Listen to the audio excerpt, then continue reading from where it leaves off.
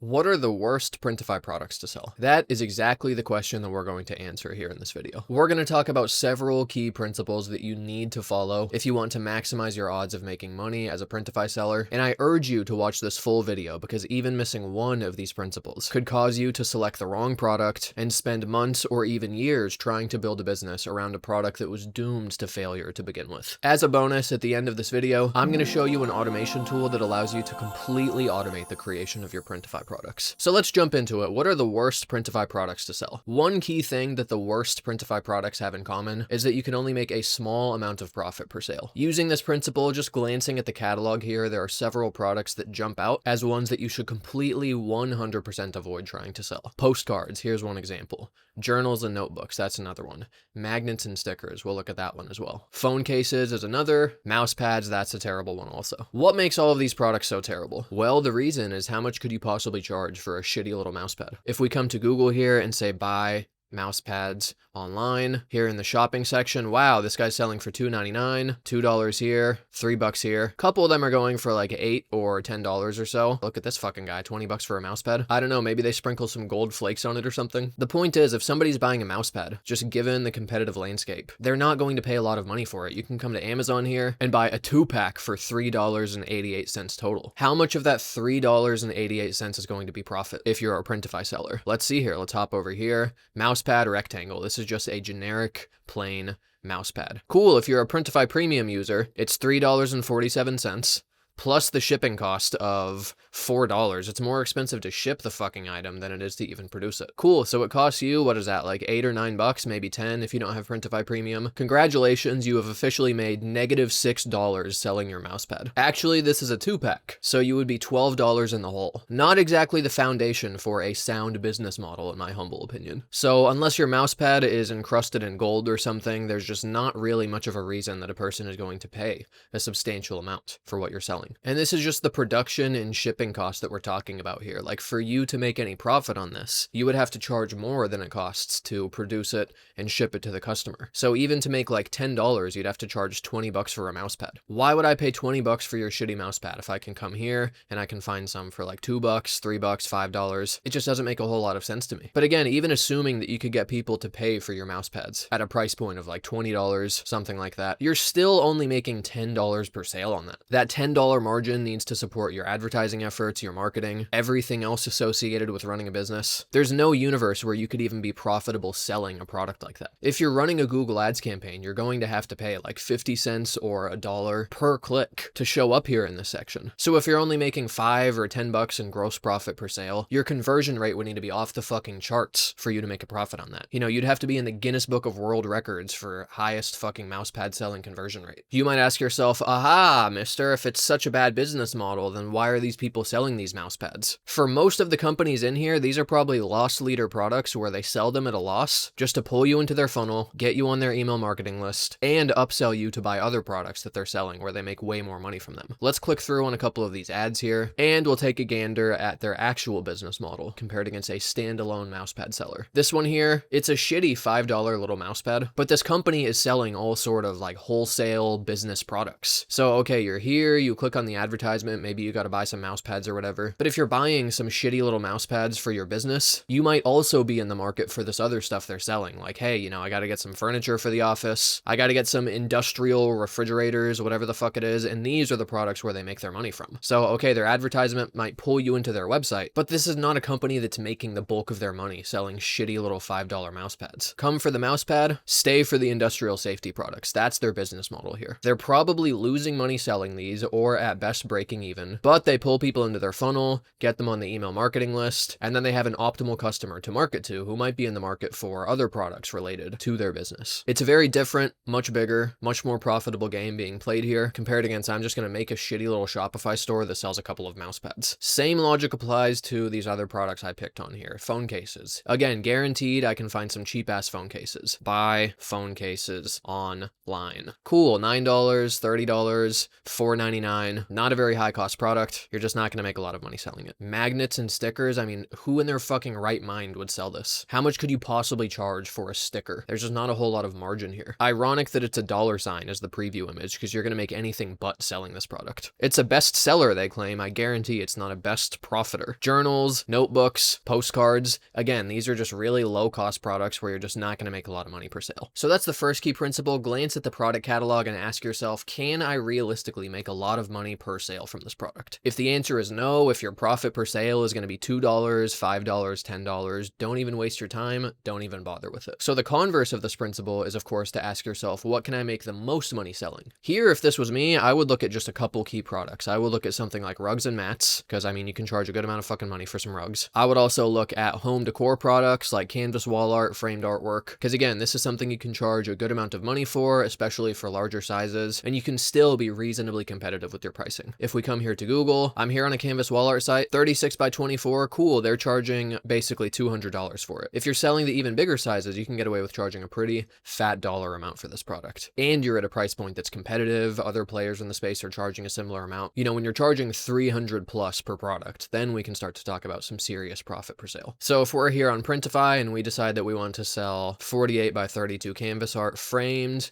cool, if we're a Printify premium user, it costs us $60. Then the shipping costs, I mean, it's a pretty fucking expensive shipping cost to ship something that massive. But okay, it's $113 to ship it, plus the $60 that we're charging. Let's just round up and let's just say it's a $200 cost to produce and ship it to the customer. Charging at a price point like this, you're still making like $150 per item sold. Now for the smaller sizes, yes, it is going to be less profit, you know, maybe only $50 or $70 or something like that. That's still a hell of a lot better than the $2 you'll make selling a mouse pad. Rugs, again, it's a similar principle where, I mean, you can charge a pretty good fucking amount for a rug. Buy decorative rug for living room. What is that going to cost us these days? Rugs.com. Let's just see what rugs.com is charging. So I want to get a big ass one. $200. Oh, it's on sale apparently. Wow, what a fucking bargain. I'd better buy now so I don't miss out. 9 by 12, $250. The really big ass size, $400. I mean, it's ugly as shit, but hey, I mean, $400 per sale. I mean, that's some real profit potential right there. Popping over to Printify, looking at the prices here. Okay, I mean, they're not selling the most fucking gigantic sizes, but still, $50 for a Printify Premium for the biggest size, plus $10 to ship it. I'm honestly surprised it's so cheap to ship a big ass fucking rug like that. Anyway, point is, this is the type of product where you can sell it for a higher dollar amount while still being competitive, and you're just making more money per product sold. Here's the key thing you need to understand about business. Very often it takes the same amount of effort to sell a cheap product, a low-cost product,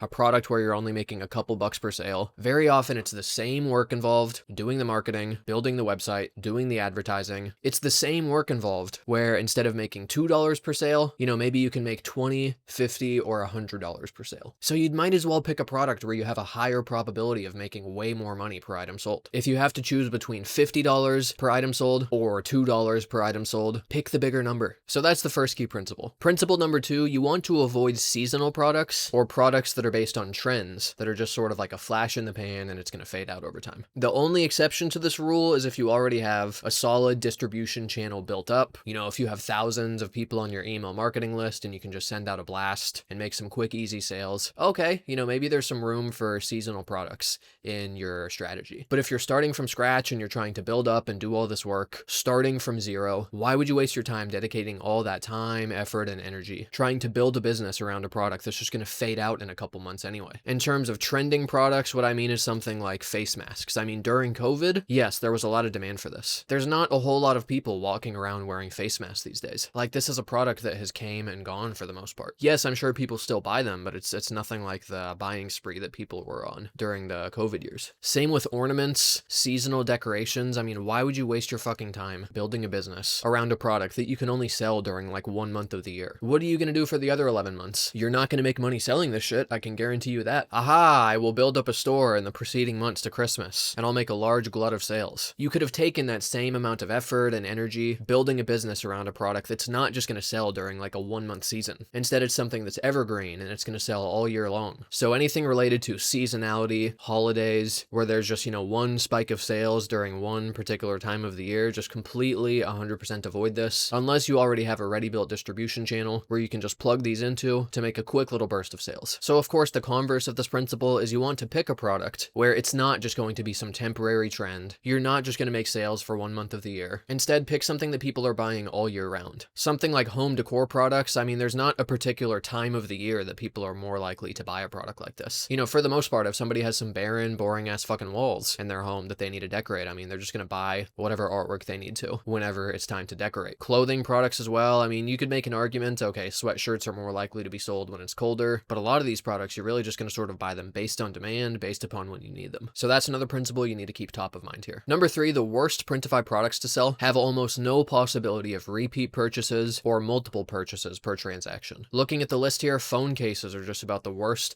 possible product you could sell. I don't know about you, when I need a phone case, I just get the phone case, put it on my phone, and that's my phone case. This is just a functional item. This is a commodity purchase for most people. Nobody's buying phone cases in bulk. You know, nobody has a phone case for Monday, and then on Tuesday they switch to another phone case, and then Wednesday a different one. People just buy a phone case, they put it on their phone, and that's their fucking phone case. Who's gonna check out from your store buying 5 different mouse pads? It's just not very likely to happen. Most people need a mouse pad to put their mouse on, and once they have it, they're good. It's on their desk, they can use it, it's a functional item. You know, they're not gonna be coming back to your store to buy another one and another one each month. Really, a lot of these items here violate this principle. Like car accessories, I mean, how many vanity plates are you gonna sell somebody? How many smartphone stands are you going to sell to a person? Is there anybody who's going to buy 10 of these? You know, I have one in my kitchen, I have one at my desk, I have one in the bathroom. It's just not very likely in my opinion. Tablecloths, I mean, how many fucking tables do your customers have? You know, unless you're selling to a catering company or something. And again, even if somebody is buying this in bulk, they're going to buy from some sort of wholesale provider that focuses on like industrial products, you know, providing bulk discounts and stuff. They're not likely to come to your print-on-demand store to buy these. So what you want to focus on are products where you can honestly say to yourself, yeah, I could imagine a person, number 1, coming back to my store to buy more of these in the future. And number 2, while checking out from my store the first time, I think there's a high probability they could buy multiple of these products. You know, if somebody's buying posters or canvas wall art to decorate their home, most homes have more than one wall. I mean, the bare minimum to support a roof is at least 4 walls. So even with the shantiest of homes, you could still sell up to 4 of your products to a customer. Realistically though, if somebody moves into a place and they need to decorate it, they're probably going to buy more than one art piece. Maybe you could even try to get smart and targeted with your advertising and marketing to focus on college students who might be moving into their first apartment, or newly married couples or new homeowners who might have a lot of blank walls to decorate. Then instead of coming to my store and just buying one canvas art piece, if they like the artwork, if it's really what they're looking for, you know, maybe I can sell them 5, 10, even a dozen art pieces. And then we're talking some serious dollar amounts per sale. You can focus on selling matching wall art sets. You know, this is where you can start to get real tactical and strategic about things. And this is where your profit made per transaction can really start to climb to some pretty decent numbers. Same with apparel products. If you're selling, you know, graphic t-shirts or something, if a person likes your designs, if it's a particular target market where it just resonates with them, they might buy a handful of t-shirts. I don't know anyone whose wardrobe contains one single t-shirt. So even though the dollar amount made per product sold isn't tremendous, if people are buying a handful of shirts per checkout session, I mean, you can make a decent amount of money selling these items. So that's our third principle. The worst Printify products have no potential for repeat purchases or multiple items sold per checkout, and the best products conversely have the potential for a large average transaction size. Number 4, the worst Printify products to sell don't really provide any unique added value on your part. What do I mean by this? If you're selling something like coffee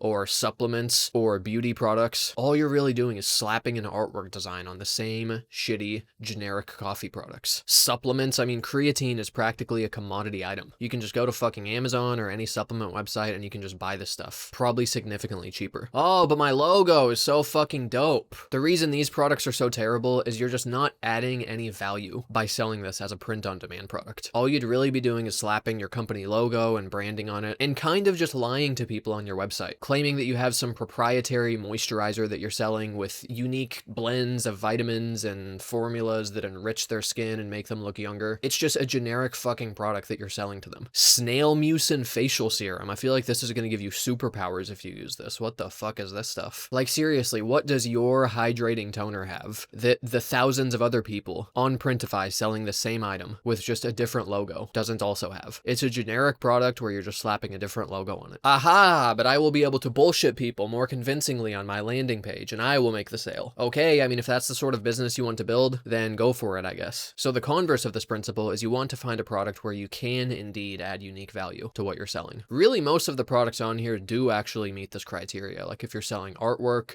if you're selling rugs, if you're selling clothing items, whatever it is, for the most part, you are going to be producing unique designs that resonate with a certain target market. So even if the price is a little higher, like there's always somebody that can charge lower than you for a particular canvas art product, you know? But as long as your products are unique, focused around a specific style of artwork or a target market, people are probably going to be willing to pay a little bit more for your product if it's exactly what they're looking for, exactly the type of art style they want. Same with t-shirts or clothing or rugs. Again, the price may be a little higher, but if it's just a hilarious t-shirt design that they really like, or a really sick rug that they just can't find anywhere else, your product stands out in the marketplace because it is genuinely unique, and you're not just selling some generic product with a different logo on the bag. So once you've decided what product you want to sell, what you'll notice is it's an extremely boring, repetitive, tedious process to come into Printify, select your product, start designing, find the variants, upload your artwork, make sure it fits correctly, type the titles, type the descriptions, type the tags. If you're creating dozens or hundreds of products on your store to really build up a solid catalog, that's an enormous amount of time you'll be wasting on this boring, repetitive process. And luckily for you, there's a tool called the Bulk POD Product Creator that allows you to completely automate the creation of your Printify products. Quite literally, just select the image files that you want to create products for, select the example product that you want to create more of, then just set up your rules for the titles, descriptions, and tags, and this tool will automatically create the products on your store. It'll automatically size and upscale the images to perfectly fit your selected variants, and it also uses AI image recognition to automatically generate unique, accurate, SEO keyword-rich titles, descriptions, and tags for each one of your created products. Instead of wasting hours of time doing that boring work manually, you can just use this automation tool, click Create My Products, and it'll automatically generate dozens or even hundreds of products automatically, 100% on autopilot for you. You can find a link in the description. It's a super useful tool. It's a big time saver if you're creating large numbers of products on Printify. Drop a like if you found this helpful. Also, let us know in the comments what product you decided to sell, and if there were any products that you were considering selling, but you've now realized are a terrible one to try to build a business around. That's all I got for now. Thank you guys for watching, and see you later.